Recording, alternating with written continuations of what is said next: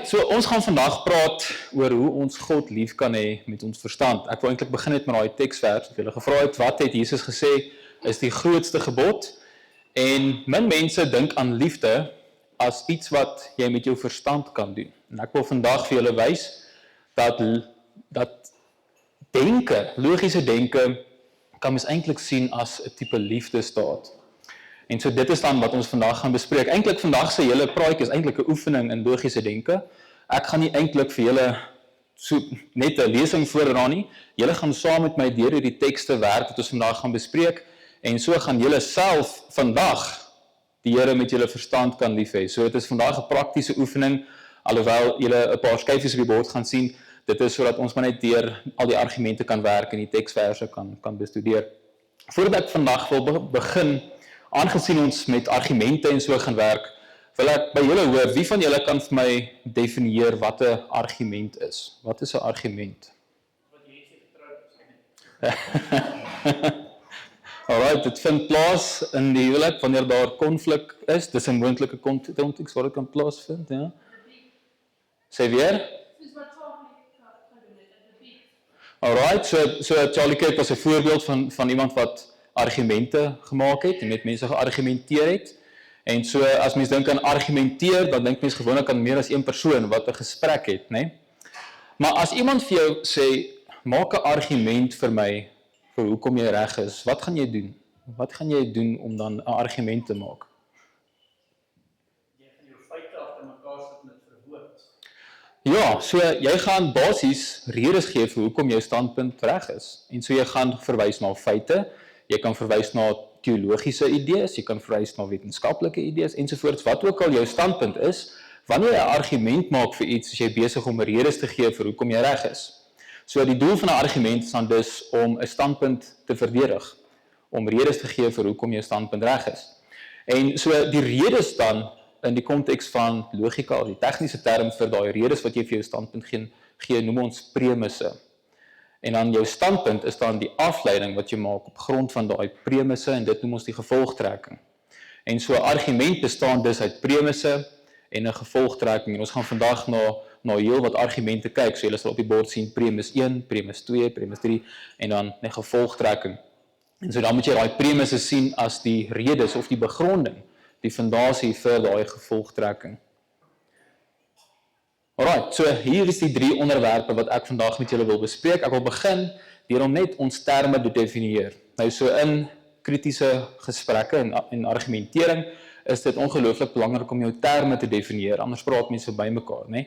En so dit is waar ek dan vandag wil begin. As ons begin praat oor hoe ons God met ons verstand kan lief hê, dan wil ek spesifiek verwys na hoe ons God met ons logiese denke kan lief hê. So dis dalk nie noodwendig die enigste manier hoe ons God met ons verstand kan lief hê nie, maar logiese denke is ten minste een van daai dinge wat ons in die diens van ons Here moet gebruik.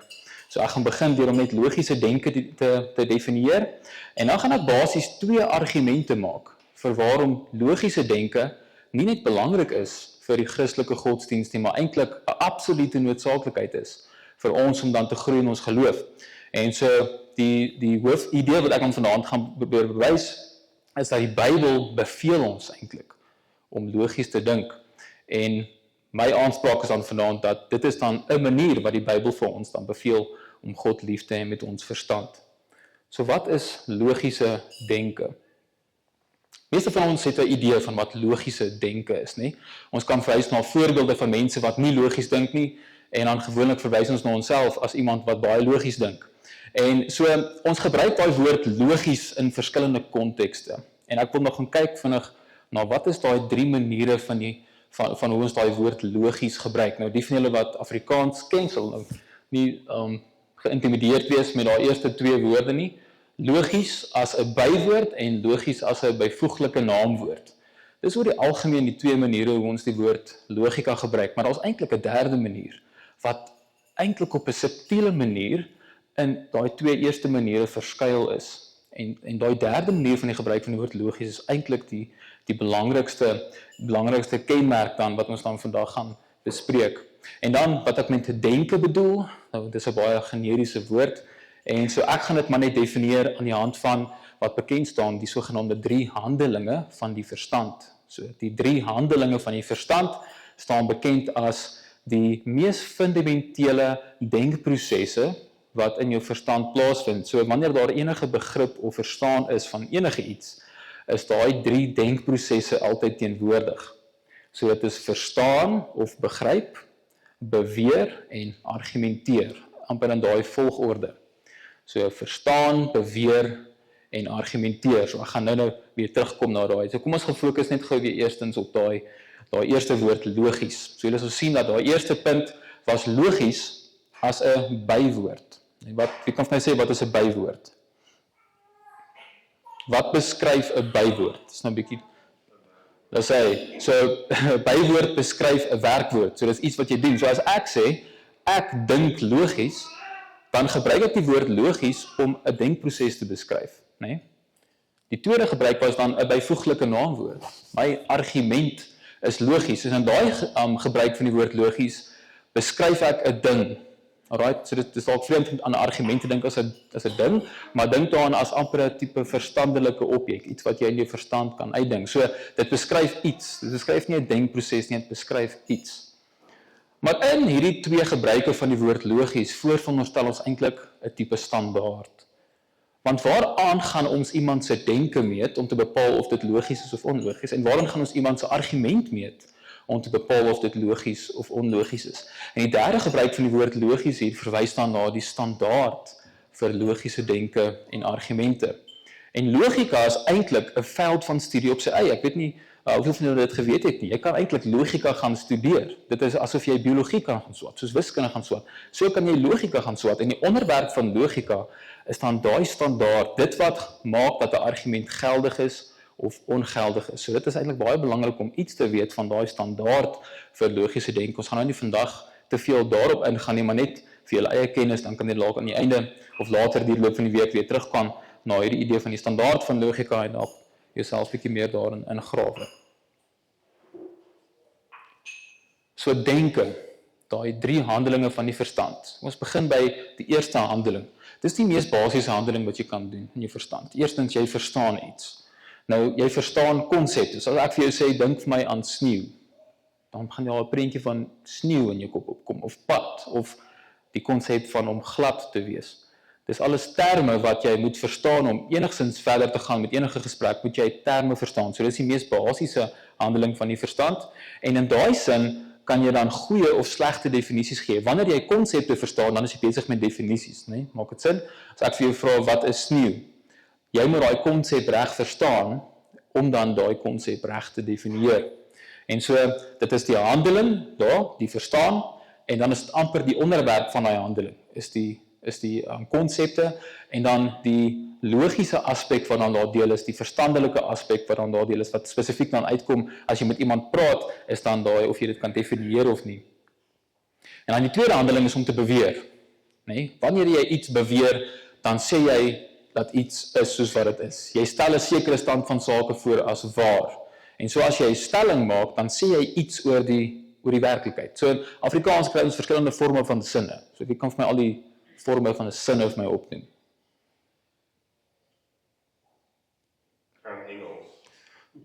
Alright, hier is een moontlike sin. Geef my al die sinne in Afrikaans. Geef my dit. Geef my die voorbeelde van sinne. Wat se sin is daai? Dis 'n bevelsin, alright? So jy kry 'n bevelsin, jy kry 'n vraagsin, jy kry 'n uitroepsin, maar dan kry jy ook 'n stelsin. 'n Stelsin sê iets oor die werklikheid. Dit het altyd 2 of meer konsepte en daai 2 konsepte word dan aan mekaar in verband getree. En so dan 'n voorbeeld van 'n stelling of 'n bewering wat ek sou kon maak is ek sou sê dan die pad is glad. Dis so eenvoudig soos dit. Om 'n bewering te maak, moet jy eers die konsepte verstaan. Maak dit sin? En so voordat jy beweringe kan maak, moet jy eers die terme verstaan waarmee ons besig is. En daar is die eienskap van stellings, dit is waar of dit is onwaar. Waar of vals, daar is nie iets in die middel nie. Alright, en dan derdens, die derde handeling van die verstand, en dit is dan waarop ons vandag gaan fokus, en spesifiek, ons gaan ook gaan kyk na hoe Jesus argumente gemaak het.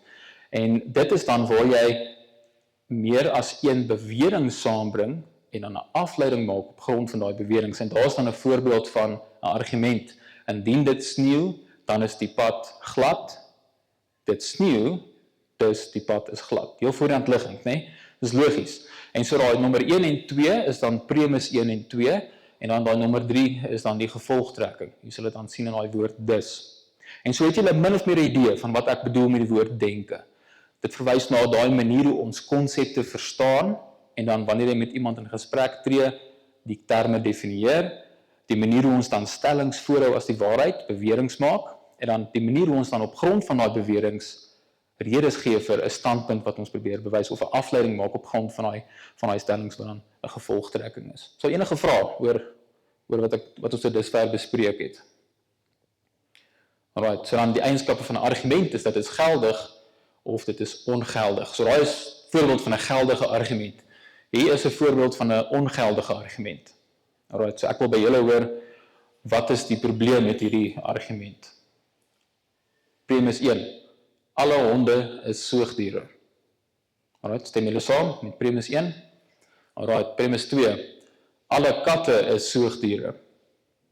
Alright. Gevolgtrekking, dus alle katte is honde. Alright. Is dit 'n geldige argument? Maar die premisse is waar. So wat's fout met daai argument? Jy kan nie sê die een van die premisse is vals nie. So wat's fout met daai argument? Dis reg, daar's iets fout met die logika daar. Die verwantskap is daar nie reg nie. Nou die tegniese woord vir hierdie tipe argument, die fout wat hierdie argument maak is, ons noem dit die argument van die ongedistribueerde middel. Dit is 'n tegniese term. Dis maar net vir julle te wys dat logika is 'n veld van studie wat ons eintlik kan help om eintlik voorhand liggende ongeldige argumente soos hierdie kan identifiseer, maar daar's baie ander argumente wat nie so voorhand liggend ongeldig is nie, maar wat net so ongeldig is soos die argument wat ek net gemaak het. Voorbeeld van 'n ongeldige argument wat net so ongeldig is, maar wat ook minder intuïtief ongeldig is, soos volg. Premis 1. Indien dit reën, dan is die pad nat. Alright, dis die eerste premis. Tweede premis. Dit reën nie. Dus die pad is nie nat nie. Alright. Indien dit reën, dan is die pad nat. Dit reën nie. Dus die pad is nie nat nie. Nou as jy dit net so vir eerste keer hoor, dan klink dit nie asof daar iets fout is met die argument nie, maar daai argument is ongeldig. Alright, die gevolgtrekking volg nie logies vanuit die twee premisse nie. En so daarom, hier is dan op hierdie punt wat ek vir julle wil uitwys, argument kan misluk op grond van twee redes. Eerstens, wanneer die logika nie volg nie. Die argument is dan ongeldig in daai sin, dat die gevolgtrekking volg nie vanuit die premisse nie, soos die alle honde is soogdiere, alle katte is soogdiere, dus alle katte is honde. Daar's iets fout met die logika. So dis die een manier waar die argument kan misluk. Die tweede manier is waar die argument is dalk geldig, maar een of meer van die premisse is vals. Alright. En so, wanneer ons dan met argumente begin werk, en wanneer ons dan met na Jesus argumente gaan kyk, dan moet ons gaan kyk na, is dit geldig? En as dit geldig is, die enigste manier hoe jy die gevolgtrekking kan vermy, is as jy kan wys dat een of meer van die premisse vals is. Byvoorbeeld, hier is 'n voorbeeld van 'n geldige argument, wat ek dink die meeste van julle nie sal aanvaar nie. Indien die maan van kaas gemaak is, dan skuld julle my elkeen 1 miljoen rand. Die maan is van kaas gemaak, so dus, julle skuld my elkeen 1 miljoen rand. Is daai argument geldig? Hy's geldig, daar's niks fout met die logika nie, maar wat is fout met daai argument? Dis reg, die feite, die premisse is vals. Alright, so dit is dan hoe julle daai gevolgtrekking, dat julle elkeen my 1 miljoen rand skuld kan vermy, is om dan 'n bewys te gee dat die maan byvoorbeeld nie van kaas gemaak is nie. Alright. En so ek wil hê wanneer ons na argumente kyk, dan moet jy dink aan, is die logika reg? Is die argument geldig? En indien wel, is al die premisse waar. As dit so is, dan moet mens die argument aanvaar. Alright, so kom ons gaan dan na my twee argumente. My eerste argument gaan eintlik gaan oor die Bybel. Ons gaan net gaan dink oor wat die Bybel is, en as ons hard genoeg daaraan dink, dan gaan ons met die gevolgtrekking sit dat ons het logiese denke nodig. Alright, so Alvin Plantinga, 'n bekende Amerikaanse filosoof, het filosofie gedefinieer as om net baie hard te dink oor iets. En so dit is dan wat ons vanaand gaan doen. Ons gaan baie hard dink oor dan die aard van die Bybel. So kom ons begin by die eenvoudige vraag. Wat is die Bybel? Wat is die Bybel? Wat sou julle sê? Nee, hier kan dalk 'n trick question wees, maar ja. Alright. Alright, mens lees die Bybel, en wat, nog iemand? Wat sou julle sê is die Bybel? Die woord van God, daar is 'n hand daar. By jou ook gesê die woord van God. Alright. Julle is nie verkeerd nie, maar julle is ook nie heeltemal reg nie. Dan kan 'n bietjie vreemd wees, jy weet, dat ek vir julle sê dat die Bybel is nie die woord van God nie. Ek sê nie dit nie, ek dink die Bybel is die woord van God, maar dis tegnies nie heeltemal wat die Bybel is nie. In die heel mees basiese sin, wat is die Bybel? Ja? Dit is basies 'n woord, 'n boek wat vir ons sê wat reg en verkeerd is. Alright, so dit kom neer op een of ander boek wat inhoud het, né? Die Bybel is 'n teks. En meer spesifiek 'n kombinasie van verskeie tekste. Maar as mens die Bybel as 'n eenheid vat, dan is die Bybel 'n teks. Dis eintlik so eenvoudig soos dit. Dis nie net enige teks nie, natuurlik, so daar's eienskappe wat hierdie teks van ander tekste onderskei, maar die Bybel is ten diepste 'n teks. Nou julle het gesê die Bybel is die woord van God, né? En daarom sou mens sê wat die outeur van hierdie teks aanbetref, is dit 'n baie spesiale outeur. Dit is God self wat hierdie teks geproduseer het. Maar dan soos enige teks wat 'n outeur het daardie teks ook 'n doel. Daar's 'n rede hoekom jy iets skryf of 'n boodskap aan iemand stuur. En so hierdie teks het ook 'n bepaalde doel. En dan natuurlik is daar inhoud in hierdie teks. Die teks bevat betekenis. En dan laastens, hierdie kan nou vreemd op die oorval, maar die teks bestaan uit linguistiese simbole. So wat 'n paar is dit? Dis maar net die letters, né? 'n Teks bestaan uit letters en woorde en selfstandige naamwoorde, byvoeglike naamwoorde, werkwoorde. Daar's 'n bepaalde grammatika daar agter. Daar's daar verskillende tale ensovoorts. Dit is maar net wat op 'n, kom ons sê, meer letterlike vlak waaruit die teks bestaan. En dan al hierdie 4 aspekte is belangrik wanneer ons oor die Bybel dink. En wanneer jy een of meer van hierdie goed verkeerd kry, dan is daar 'n probleem in jou teologie. As jy byvoorbeeld sê die outeur van die Bybel is net 'n mens, jy kan sien waarna toe dit kan lei. As jy die doel van die Bybel verkeerd verstaan, dan kan daar heeltemal verwarring wees as jy sekere teksgedeeltes moet analiseer. Natuurlik is die meer algemene fout is, ons verstaan dalk die betekenis van 'n teks verkeerd. Alright? En dit is soms gereeld vanweë 'n gebrek aan goeie interpretasie wat dan soms die taalkundige aspek aanbetref, né? So meeste van ons kan nie Hebreëus lees nie. En so daarom die linguistiese simbole, die Hebreëse woorde, dit weerhou ons dan van om by die betekenis van die teks uit te kom. Alright. So ek wil vinnig dan gou gaan kyk na wat sê die Bybel dan spesifiek oor die outeur. Nou ek dink die meeste van ons sal al met hierdie te doen gehad het. Ek dink net vir deeglikheidsondawwe dat ons net gou vinnig deur 'n paar gedeeltes hier gaan wat ons dan aandag gee aan daai 4 eienskappe. Alright, 2 Petrus 1 vers 20 en 21.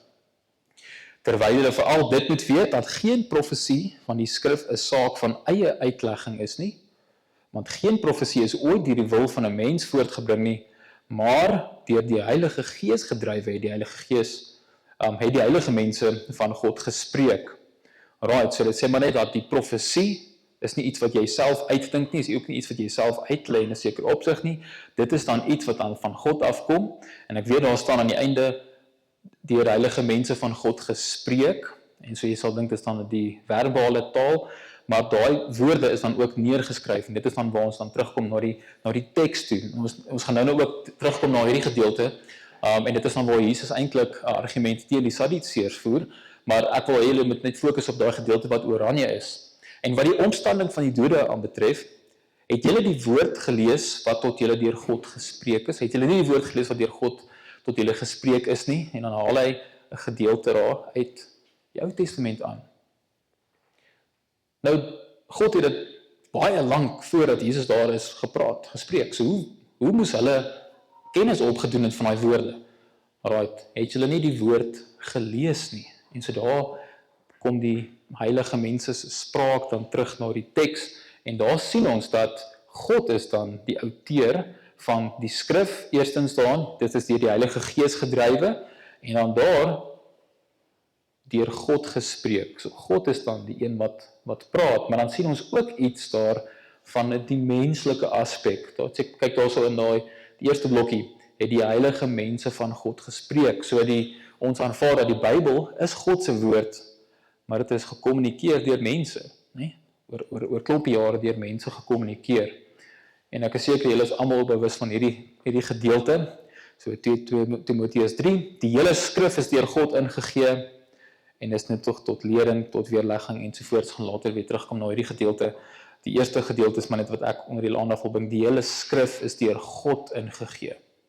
Alright, so nou kan ons lank uitbrei oor wat al die implikasies is van die eienskappe van die Bybel. As God self die outeur is wat deur mense gewerk het om dan hierdie teks te skryf, en ons sien hier daai woord skrif verwys na 'n teks, né? En so dan weet ons dat die inspirasie is dan 'n eienskap van die teks ook, né? Dit is nie mense wat geïnspireer is nie, natuurlik die Gees het deur hulle gewerk, maar ons aanvaar eintlik dat inspirasie is 'n eienskap van die teks. Die teks is geïnspireer. Alright, die doel, en dit is dan eintlik die belangrikste punt waarop ons dan vandag wil fokus. Wat is die doel van die Bybel? Ons het nou gesê dit is 'n teks, dit is 'n teks wat deur God gemaak is of beplan is en dan deur mense gekommunikeer word. En wat is dan die doel van hierdie teks? Wat is die doel van hierdie boodskap? Kom ons gaan kyk daar. Wat jou wys kan maak tot saligheid deur die geloof in Christus Jesus, die heilige skrifte daar. En dan weer ons al gesê die hele skrif is deur God ingegee en dit wat alles daar volg is dan die doel van die skrif, nie nuttig tot lering, tot weerlegging, tot regwysing, tot onderwysing in die geregtigheid, sodat die mens van God volkome kan wees. En dan daai heel laaste blokkie, vir elke goeie werk volkome toegerus. Vir elke goeie werk volkome toegerus. Nog 'n gedeelte. Aan die einde van Johannes skryf Johannes, wat is die doel van die boek wat hy daar geskryf het? Hy sê, nog baie ander tekens het Jesus voor sy disippels gedoen, wat in hierdie boek nie beskryf is nie. Maar hierdie is beskrywe, dat julle kan glo, dat Jesus die Christus is, die Seun van God, en dat julle deur te glo, die lewe kan hê in sy naam. En dan daar in Romeine 15 sien ons dan ook, want alles wat tevore geskrywe is tot ons lering tevore geskrywe, sodat ons deur lydsaamheid en bemoediging van die skrifte hoop kan hê. So, ons kan ten minste vanuit hierdie gedeelte sê dat heiligmaking of om te groei in ons geloof is ook een van die doele van die skrif. Die ander doel, en ek sou sê die mees belangrikste doel, die doel wat dan eers moet gebeur, is natuurlik die skrif leer vir ons wat nodig is om gered te word, né? So die skrif bevat die evangelie en dit is dan die saligmakende kennis wat ons kan opdoen. En so deur die evangelie kom ons tot bekering, ons het ware geloof wat ons dan red, maar dit is nie waar dit eindig nie, dit is eintlik waar dit begin. Die Bybel gee ons dan alles wat ons nodig het om dan ook te groei in ons geloof. En dit is dan wat ons dan hier gesien het. Nou heel laaste blokkie, vir elke goeie werk volkome toegerus. Nou daai paar woorde sê vir ons baie. Dit sê dat alles wat ons nodig het om te groei in ons geloof, alle kennis wat ons nodig het om te groei in ons geloof, is vir ons in die skrif openbaar. So alles wat ons nodig het om te groei in ons geloof, is vir ons reeds in die Bybel gegee. En dan die teologiese woord vir om te groei in ons geloof, noem ons maar net heiligmaking. Ek seker julle het al van hierdie woord gehoor. Heiligmaking, dit verwys na die lewenslange pad wat ons met God stap, om al langer te word soos sy seun, om te groei in ons geloof, om dan ons leermeester na te volg. So kom ons gaan kyk dan na 'n teksgedeelte wat dan vir ons uitbrei, hoe lyk dit dan om te groei in ons geloof? En dan wil ek spesifiek van hier af oorbeweeg na ons verstand as 'n liefdesdaad. Ek vermaan julle dan broeders by die ontferminge van God, dat julle jou liggame stel as 'n lewende, heilige en aan God welgevallige offer. Dit is julle redelike godsdiens. So wat is daai? Waar verwys daai om ons liggaam te stel as 'n lewende en heilige offer? Dit verwys na ons lewe wat ons konstant aan God gee. Dit verwys ten diepste na daai proses waar ons leermeester Jesus Christus navolg en al langer in sy spore van geregtigheid stap, waar ons konstant in ons geloof groei. Dit verwys na die heiligmaking, daai, om ons liggame as offer te stel, dit verwys na die heiligmaking, hoe ons in ons geloof groei. Nou, hoe lyk dit? En hier brei Paulus nou uit hoe dit nie lyk nie, en dan hoe dit wel lyk. En word nie aan hierdie wêreld gelykvormig nie. Dit is wat ons nie moet doen nie, so wat ook al heiligmaking is, dit is ten minste nie om aan die wêreld gelykvormig te word nie, maar wat moet ons doen? Maar word verander deur die vernuwing van julle gemoed. En daai woord gemoed kan eintlik vertaal word met die woord verstand. En van die Engelse vertalings word dit so verstaan. The renewal of our minds. Ons moet op een of ander manier nuwe denke hê. Ons moet vernuwing ervaar van ons gemoed. En dit onder andere is wat dit beteken om te groei in ons geloof, om heiligmaking te bereik of om in ons heiligmaking te groei, moet ons 'n nuwe verstand hê. Nou, wat beteken dit? Alright. Wel, ek dink ons kan aflei aan daai volgende blokkie dat wat dan die funksie van daai verstand is of die gevolge van daai nuwe verstand, dit kan vir ons iets sê van hoe daai nuwe verstand lyk, sodat jy kan beproef wat die goeie en welgevallige en volmaakte wil van God is. So iets met die vernuwing van ons verstand het te doen met beproewing. Nie die beproewing waar ons dan deur gaan nie, maar spesifiek dat ons kan beproef, onderskei, toets wat God se wil is in ons spesifieke lewe, in elke spesifieke situasie. Nou, aangesien alles wat ons nodig het, reeds vir ons in die skrif geopenbaar het, alles wat ons nodig het om in ons heiligmaking te groei, is reeds in die skrif geopenbaar, en die heiligmaking wat ons hier sien, het iets te doen met die vernuwing van ons gemoed of van ons verstand, en ons weet dat wat ook al die vernuwing van ons verstand het, dit behels ten minste onder andere, dat ons kan beproef wat God se wil is, kan toets wat God se wil is. En hier sien ons dit weer in Filippense, en ek bid dat julle liefde nog meer en meer oorvloedig mag word in kennis en alle ervaring. Waarna verwys dit? Dit verwys weer na heiligmaking, nee? Dat ons in ons liefde kan gloei, dat ons al hoe meer oorvloedig mag word. En wat is dan die doel, of ten minste die implikasie van hierdie heiligmaking? Om die dinge waarop dit aankom te onderskei, sodat julle rein en vir niemand 'n aanstoot mag wees nie, tot op die dag van Christus. Daar het ons weer te doen met hierdie konsep van om te onderskei of te toets. Nou, ek wil hierdie vir ons alles nou begin saamvat.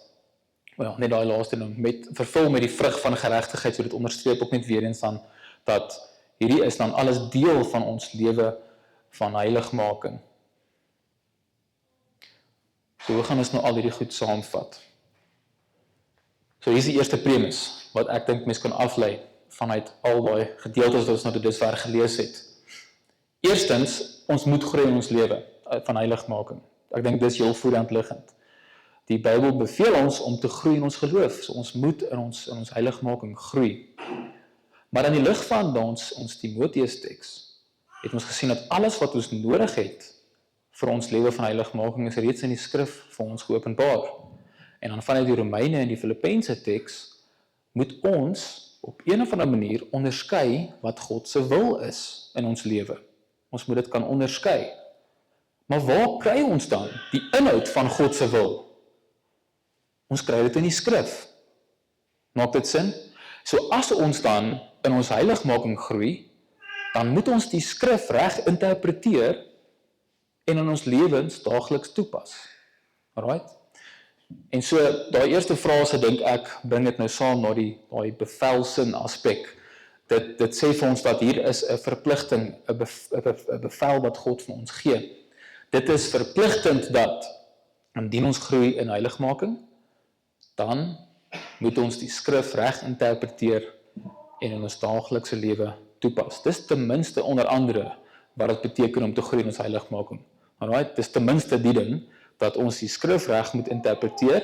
Hoekom? Want daarin lê die kennis wat ons nodig het om te groei in ons geloof. En ons kan dit nie net reg verstaan nie, ons moet hierdie loop van ons lewe dit ook prakties toepas. Alright. Nou, hierdie kan ook bietjie tegnies wees, maar premis 2 is eintlik 'n geldige afleiding van premis 1. Dit is 'n ander manier hoe jy dit kan stel. En so, premis 2 sê dan dus, indien dit verpligtend is dat ons in heiligmaking groei, dan is dit verpligtend dat ons die skrif reg interpreteer geldig is nie. Hierdie argument is geldig, maar ons aanvaar nie die argument wat daar is nie, hy is maar die logika is ten minste geldig. Enigste manier hoe ons die gevolgtrekking kan vermy is om dan premis 1 te weerlê. Dis presies wat Jesus doen in sy opmerking.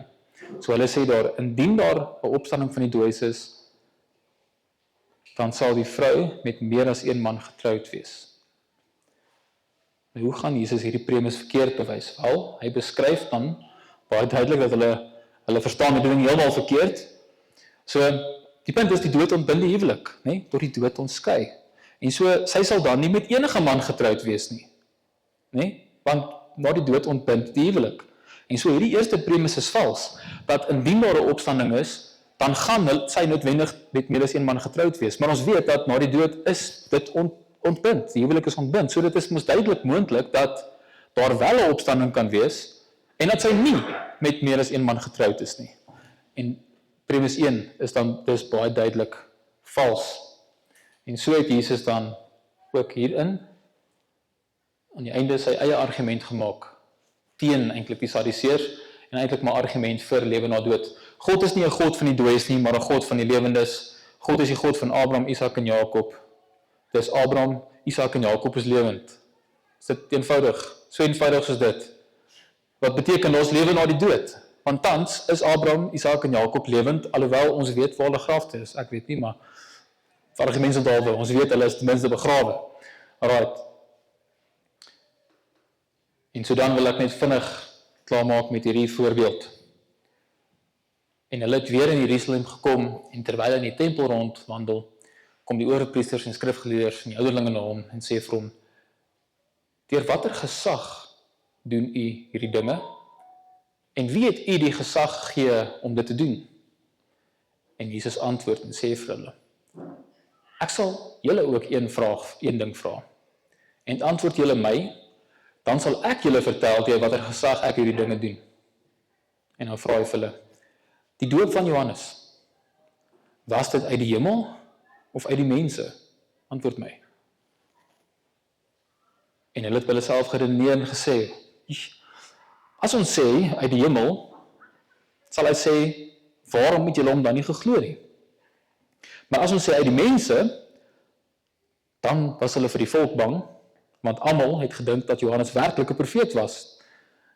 En hulle antwoord en sê vir Jesus, ons weet nie. En Jesus antwoord en sê vir hulle, dan vertel ek julle ook nie, deur watter gesag ek hierdie dinge doen nie. So, hier is hulle weer besig om Jesus te peper met vrae om hom vas te vang. Nou anders as met die vorige voorbeelde waar Jesus teenargument maak en dinge ontbloot, plaas hy hulle in wat ons noem 'n logiese dilemma. En soos ek nou ook gesê het, 'n logiese dilemma is jy bevind jouself in 'n situasie. Maak nie saak watter kant toe jy gaan nie, jy gaan gesteek word. Dis soos as ek vir julle vra jy baie gereeld vir my studente, weet jou ouers dat jy nooit klas toe kom nie? Weet jou ouers dat jy nooit klas toe kom nie? Wat is die moontlike antwoorde op daai vraag? Daai spesifieke vraag? Ja of nee? Weet jou ouers of dat jy nooit klas toe kom nie? Dis 'n dilemma. Dis 'n voorbeeld van 'n gelaaide vraag, nee, maar my vraag voorveronderstel dat hulle nooit klas toe kom nie. Alright, so daar's 'n stelling daarin geslyp het, jy weet.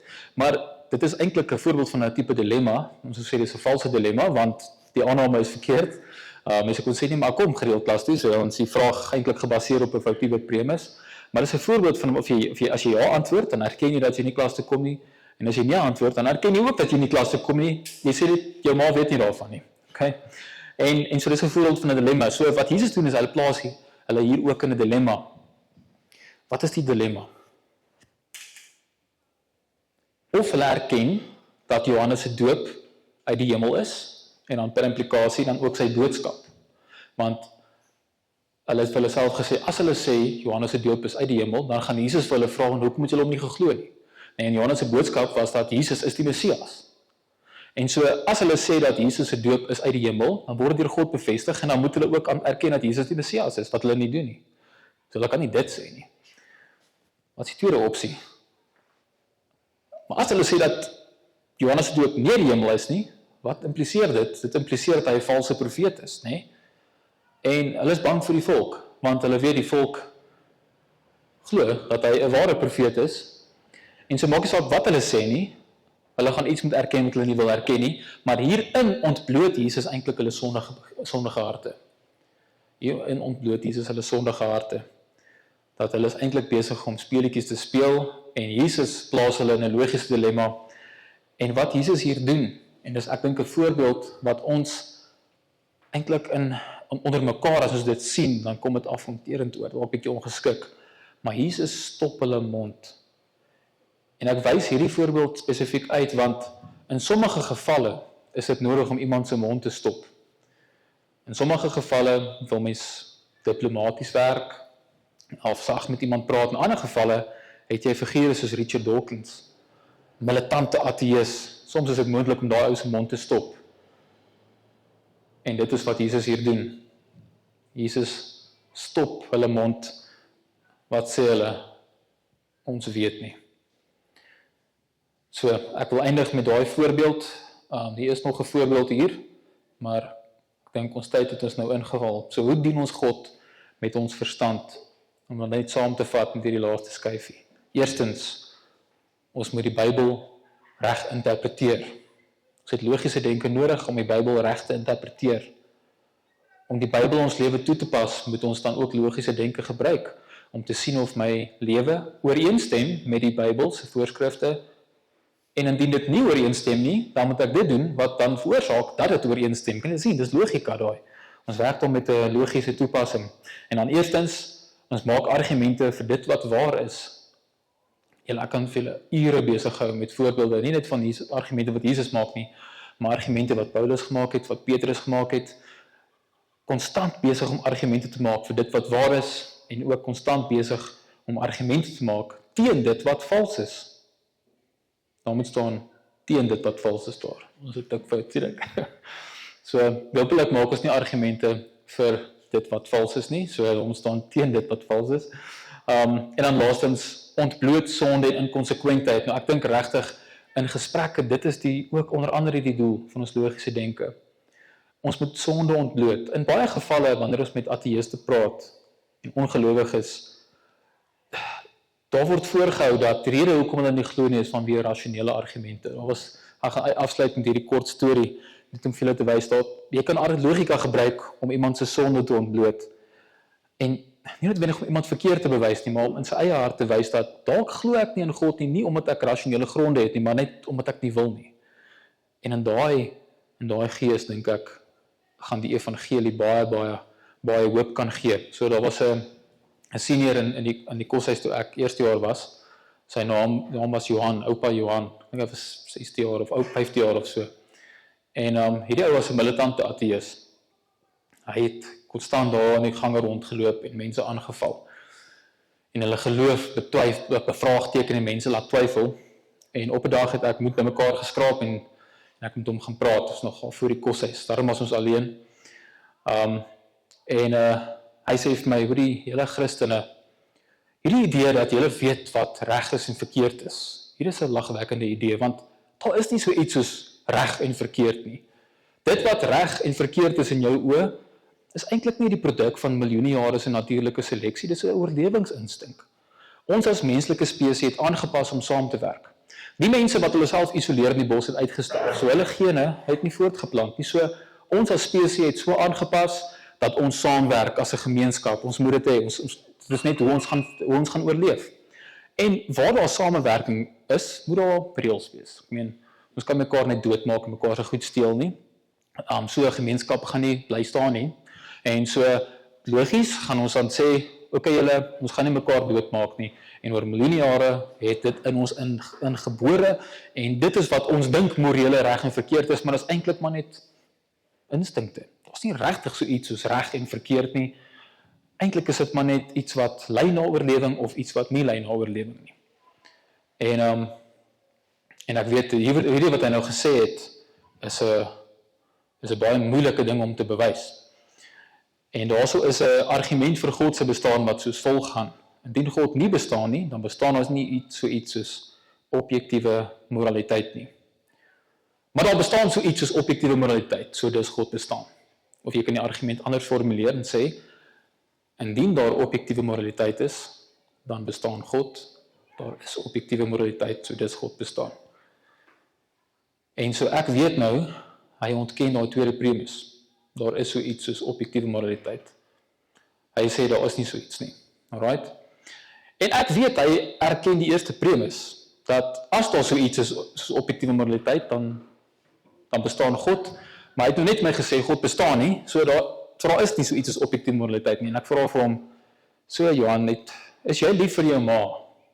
En dit is 'n random vraag om te vra in hierdie konteks. Hy sê, ja, natuurlik. En ek vra vir hom, wat is jou ma se naam? En hy sê, wat is sy ma se naam? En ek sê, hoekom is jy lief vir jou ma? En hy begin uit te brei oor hoekom hy lief is vir sy ma. En ek vra, waar bly jou ma? Nee, sy is in Pretoria, kuier jy gereeld vir, ja, nee, ek sê, elke nou en dan gaan kuier ek vir. En ek sê vir hom, hoorie so, veronderstel iemand breek nou vanaand by jou ma se huis in en vermoor haar. Dink jy dit is objektief verkeerd? En hy dink so rukkie daaroor. En hy's baie logies, hy was briljant geweest. En hy besef dat hy is in 'n dilemma hier. As hy sê dit is objektief verkeerd, dan het hy homself net weerspreek en eintlik daardeur erken dat God bestaan. As hy sê dis nie objektief verkeerd nie, dan sê hy iets wat verseker in sy hart nie geglo word nie. Hy sê iets wat hy weet vals is, want hy weet in sy hart, dit sal objektief verkeerd wees as iemand sy ma vermoor. En so op 'n soortgelyke wyse het hy net so rukkie gedink en hy het my met kwaai oë aangekyk en weggeloop. En in daai konteks, ek dink die rede vir daai opmerking was nie om hom verkeerd te bewys of om te verneder nie. In daai oomblik was sy hart vir hom ontbloot. Sy hart was ontbloot dat hy glo nie in God, hy verwerp nie God vanweë rasionele argumente en redes nie. Daar's iets in sy hart wat net nie in God wil glo nie. En ek dink dit is dan ook hoe ons ons logiese denke moet gebruik om sonde te ontbloot, inkonsekwenthede uit te wys, maar met die doel om dan die goeie nuus van die evangelie te verkondig.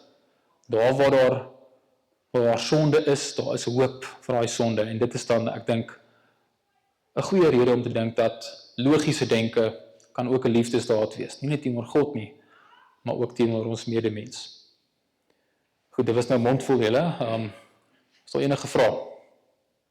Opmerkings? Hoe maak ons dan met ietsie wat dalk nie logies vir ons sal sin maak in die Bybel nie, soos byvoorbeeld Jesus wat God is, maar wat ook mens is? Alright, dis 'n baie goeie vraag. Daar's baie dinge in die Bybel wat ons nie goed verstaan nie en wat ons dalk nie mooi weet hoe dit werk nie. Maar dat ons nie mooi weet hoe dit werk nie, beteken nie dat dit onlogies is nie. Vat byvoorbeeld iets soos die leer van die drie-eenheid, nie? Ons verstaan nie mooi hoe dit moontlik is dat daar 3 persone in een wese kan wees nie. Dit is vir ons moeilik om dit te verstaan, maar wat ons met sekerheid kan sê is daar's nie 'n logiese teenstrydigheid nie. Ons sê nie in die drie-eenheid dat God is een God en 3 gode nie. Dis teenstrydig, dit kan nie wees nie. Ons sê nie God is 1 persoon en 3 persone nie. Ons sê hy is 1 wese en 3 persone. En so, daar's niks teenstrydig met dit nie. En so, ek dink 'n beter manier om te sê is dat ons weet nie mooi hoe dit werk nie, so daar's iets van 'n misterie daarin, maar wat ons met sekerheid kan sê is daar's nie logiese teenstrydigheid nie. En dan met die 2 nature van Christus dink ek ook, daar's nie 'n logiese teenstrydigheid nie, alhoewel dit dalk moeilik vir ons kan wees om te verstaan hoe dit werk, weet ons ten minste dat dit nie onlogies is nie. En so, daar's niks in die Christelike leer wat onlogies is nie. Dit is onmoontlik. Want teenstrydighede, weet wat onlogies is, kan nie waar wees nie. En so as jy 'n teenstrydigheid in die Bybel kry, dan is die Bybel nie waar nie, ten minste op daai plek. En so, daar is nie teenstrydighede in die Bybel nie, maar daar waar dit dalk lyk soos teenstrydighede, dink ek, as mens lank genoeg studie daar doen, as mens sien, dit lyk dalk soos 'n botsing, maar daar is nie regtig 'n botsing nie, daar is moontlik 'n logiese versoening in daai gevalle. Kan ons nie ook sê dat weens die feit dat ons nie logiese teenstrydigheid sou genoem het die drie-eenigheid kan uitdink nie, beteken dit ook nie van mense af nie, wat weer bewys dat dit van God af is. Ek dink net omdat mens nie kan wys ja, ek weet nie of dit noodwendig volg nie, maar ek dink ten minste wat mens daar kan wys is dat geen mens kan dit betwis op 'n logiese gronde nie, ten minste. Ja, geen mens kan 'n argument op logiese gronde maak wat wys dat dit inherent onlogies is en wat dit is nie.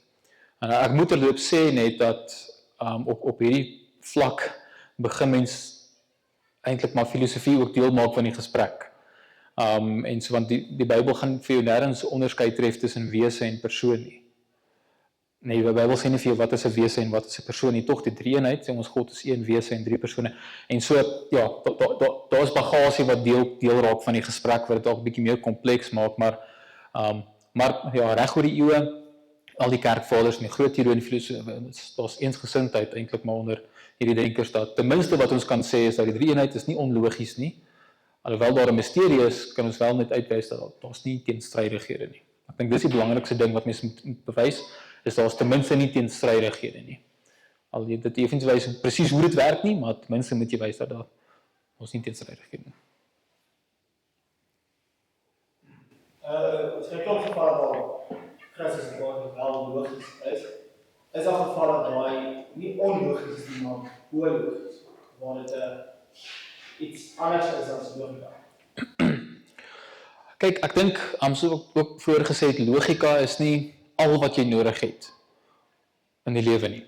Daar's baie ander goed wat jy ook nodig het, maar logika is absoluut noodsaaklik vir enige vorm van waarheid, enige vorm van heiligmaking, enige vorm van argument, is logika absoluut noodsaaklik. En ek weet nie of hierdie ook deel is van jou vraag nie, maar ek hoor baie keer die idee van dat God is buite logika. Die tegniese woord daarvoor is God is alogies. Hy is nie onlogies nie, hy is buite logika. En ek dink dit is een van die dinge waar as jy verstaan wat die woord logika beteken, dan sal mens besef dat dit 'n absurditeit is, daai idee dat God buite logika is. Byvoorbeeld, as ek vir jou sê 1 + 1 is gelyk aan 2. As jy weet wat die woord 1 beteken en jy weet wat die woord plus beteken en jy weet wat die woord is gelyk aan beteken en jy weet wat die woord 2 beteken, dan weet jy dit is waar. En jy sal net sien 1 + 1 is gelyk aan 2. En so as jy verstaan wat logika is, dan sal jy sien dat God in sy wese is logies. Logika ten diepste is 'n beskrywing van identiteit. As ons sê God is wat hy is, dan sê ons daardeur hy is nie wat hy nie is nie. En daar is die eerste twee wette van logika. Die fondasie, die wet van identiteit en die wet van nie-teenstrydigheid. So as ons enige identiteit aan God toeken, as ons sê God is, en jy lys al God se eienskappe, daardeur sê jy dat God het identiteit en dit is per definisie logies. En ons moet ook sê omdat God waarheid spreek, sou hy iets onlogies sê sal dit logies word. So dit bly logies. As hy sê 1 + 1 is 3, van daaraf sal 1 + 1 3 wees. Om dit so absurd te stel. Ek stem nie saam nie. Nee. Kyk, want tegnies wat God môre sou kon sê is ek bestaan nie. Jy weet hy kan sal nie so iets sê. ja, maar sou hy so iets sê, dan skielik sou hy nie bestaan nie. So ek dink die ding is God kan nie onlogies wees nie, soos wat hy nie kan nie bestaan nie. God bestaan, hy kan nie bestaan nie. Hy verstaan julle? So net so kan hy nie onlogies wees nie, want as iets onlogies is, dan is dit onsamehangend. Daar's nie identiteit nie. En so as God buite logika is, ek hoor dit baie van onder van my vriende. Dit beteken dat God kan beide bestaan en nie bestaan nie op dieselfde tyd. God is die skepper en die skepsel op dieselfde tyd. God is alles en hy is niks op dieselfde tyd. Kan jy hoor, daar's iets fundamenteel onsamehangend en absurd in daai stellings. En so as mens sê God is nie wat hy nie is nie, hy is wat hy is. God is nie die skepping nie, hy is die skepper. Die oomblik as mens sê dat iets identiteit het, dan sê mens dat daai ding is wat daai ding is. En dit is wat dit beteken om logies te wees. Die rationaliteit van God is bo verdenking. Dit is onteenseglik, onfeilbaar, God kan nooit denkfoute maak nie. Alles wat hy sê sal altyd perfek samehangend wees, sonder uitsondering. En wanneer ons opgeroep word om logies te dink, dan word ons opgeroep om al langer meer soos God te dink en om nie denkfoute te maak nie, om lief te wees vir die waarheid en Jesus is vir ons die perfekte voorbeeld van iemand wat logiese argumente gemaak het. So Jesus het nie gekom en gesê, ek is buite logika, jou argumente is irrelevant nie, want dit is 'n absurditeit.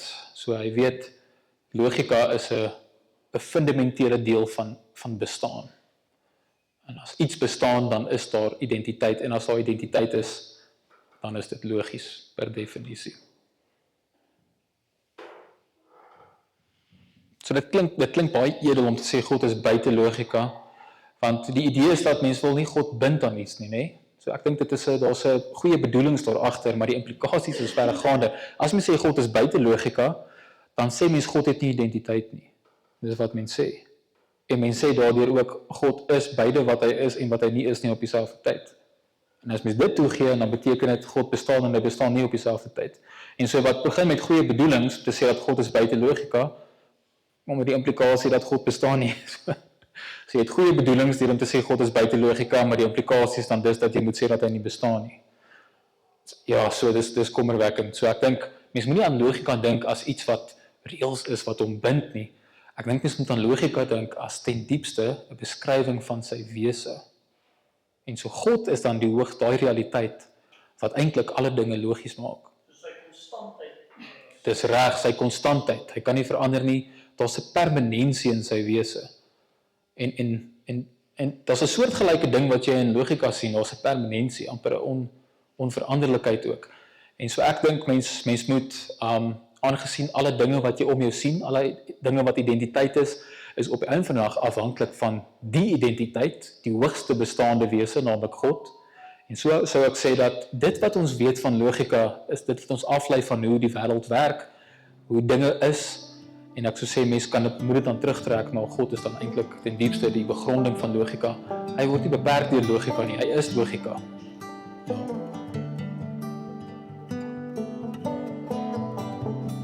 Alright, is dit al? Alright, goed. Gaan ons weg, wat is dit? Okay.